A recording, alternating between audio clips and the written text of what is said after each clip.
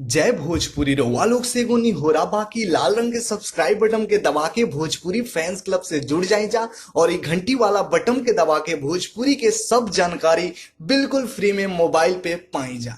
नमस्कार दोस्तों, आप सभी लोगों का स्वागत है आज का हमारा एक और नया वीडियो में। दोस्तों आज के इस वीडियो में हम बात करने वाले हैं भोजपुरी के सुपरस्टार गायक और मगही के भी सुपरस्टार गायक गुंजन सिंह के कार के बारे में और उसका प्राइस के बारे में। यानी गुंजन सिंह कौन से गाड़ी से चलते हैं और उसका प्राइस कितना है, इसी के बारे में वीडियो में बात करेंगे। तो लास्ट तक बने रहिएगा। चैनल पे नए हैं तो सब्सक्राइब कर लीजिएगा और साथ ही में घंटा कॉल पे सिलेक्ट करके इस वीडियो को ज्यादा से ज्यादा शेयर करिएगा। दोस्तों अगर बात किया जाए गुंजन सिंह के बारे में तो भोजपुरी के काफ़ी अच्छे कलाकार हैं, काफ़ी अच्छे गायक हैं, भोजपुर में काफ़ी ज़्यादा पॉपुलर भी हुए हैं और इनका गाना मगही में भी बहुत ही ज़्यादा बजता है और मगही में भी कई सारे हिट गाने दे चुके हैं ये भोजपुरी के साथ साथ।